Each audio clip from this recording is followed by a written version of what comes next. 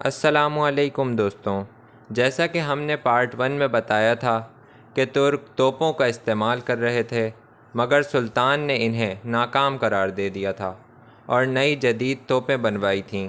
Urban نامی ایک عیسائی انجینئر بازنطینی ملازمت چھوڑ کر سلطان کے پاس آ گیا تھا۔ اس نے ایک بہت بڑی توپ بنا کر دی جس کے گولے کا قطر 2.5 فٹ تھا۔ اس نے ایسی توپیں بھی بنا کر دیں جو تیزی سے گولے برسا سکتی تھیں۔ اس کے علاوہ سلطان نے 180 جہازوں کا بیڑا بھی بنایا جو پانی والے حصوں سے شہر پر حملہ آور ہو سکتا تھا۔ 2 سال تک آپ حملے کی تیاریوں میں مصروف رہے۔ قسطنطنیہ کا حکمران قسطنطین بھی یہ جانتا تھا کہ سلطان محمد فاتح نے اس شہر کو فتح کرنے کا ارادہ کر لیا ہے، لہٰذا اس نے بھی شہر کے دفاع کی تیاریاں کرنا شروع کر دیں۔ اس نے شہر کی مرمت کی اور جتنی رسد جمع کر سکتا تھا کی۔ اس نے یورپین حکمرانوں سے مدد طلب کی، لیکن یونانی پادریوں کی مداخلت سے اسے زیادہ مدد نہ مل سکی۔ ہاں، مگر یونان سے 3000 فوجی اس کی مدد کے لیے بھیجے گئے۔ 6 اپریل 1453 یعنی 857 ہجری کو سلطان نے قسطنطنیہ کا محاصرہ کر لیا۔ سلطان کی فوج دیواروں سے ٹکراتی رہی اور دیواروں پر چڑھنے کی ہر ممکن کوشش کرتی رہی۔ قلعے کا دروازہ توڑنے کی کوشش میں بے شمار مسلمان فوجی شہید ہو گئے۔ وقفے وقفے سے گولہ باری بھی جاری تھی، لیکن بری فوج کے تمام حملے ابھی تک ناکام ہی رہے۔ ادھر بحری جنگ بھی شروع ہو گئی۔ 5 جہاز سمندر کے راستے قسطنطنیہ کو رسد پہنچانے آ رہے تھے۔ سلطان کی فوج نے ان کا راستہ روک لیا، لیکن وہ جہاز عثمانی بیڑوں سے بہت بڑے تھے۔ انہوں نے گولہ باری کی اور اپنا راستہ بنا لیا۔ سلطان ساحل سے یہ منظر دیکھ رہے تھے۔ ان سے یہ سب برداشت نہ ہو پایا اور انہوں نے بے اختیار اپنا گھوڑا پانی میں اتار دیا۔ لیکن تب تک دیر ہو چکی تھی۔ قلعے والوں کو رسد پہنچ چکی تھی، لیکن یہ آخری رسد اور مدد تھی۔ اس کے بعد مسلمانوں نے رسد پہنچنے ہی نہیں دی۔ دیواروں سے ٹکرا ٹکرا کر فوج بددل ہونے لگی اور ان کے حوصلے بھی پست ہونے لگے، لیکن سلطان محمد فاتح نے ہمت نہ ہاری۔ انہوں نے دوبارہ اپنی فوج کا حوصلہ بڑھایا۔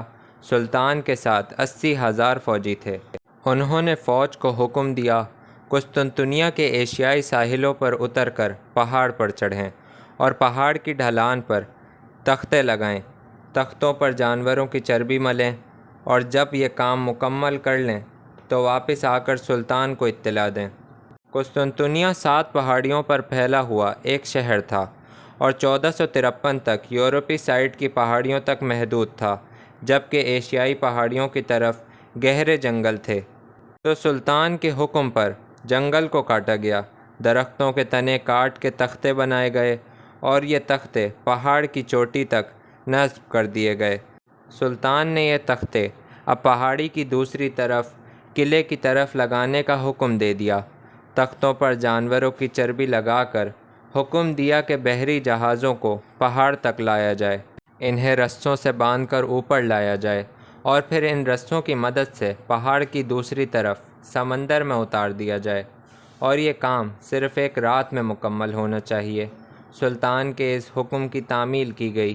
ساری رات فوج اپنے جہاز پہاڑ پر اتار کر سمندر میں اتارتی رہی۔ صبح ہوئی تو قسطنطنیہ والے سمندر میں عثمانیوں کے جہاز دیکھ کر حیران رہ گئے۔ یہ سلطان کے ہمت و عزم کا شاہکار تھا۔ یہ عزم قسطنطنیہ کے فتح کا باعث بنا۔ محاصرے میں کامیابی حاصل کر کے سلطان نے بازنطینی حکومت کا ہمیشہ کے لیے خاتمہ کر دیا۔ قسطنطنیہ کی فتح سے عثمانی سلطنت کو دنیا بھر میں شاندار عزت و عظمت حاصل ہوئی۔ سلطان محمد فاتح ایک جنگجو اور فاتح ہی نہیں تھے، بلکہ وہ علم و ہنر کی بھی سرپرستی کرتے تھے۔ انہوں نے فتح کے بعد اٹلی کے مصوروں اور یونان کے دانشوروں کو اپنے دربار میں شامل کیا، اور مسلمان سائنسدان اور ہنرمند بھی دربار کا حصہ تھے۔ سلطان محمد فاتح 3 مئی 1481 کو اس دنیا سے رخصت ہو گئے۔ دوستوں، سلطان ایمان کی طاقت سے مالا مال تھے اور آپ نے ہمت، شجاعت، ذہانت، محنت اور ایمان کی طاقت سے ایک ناممکن حد تک مشکل سمجھے جانے والے معرکے کو سر کیا۔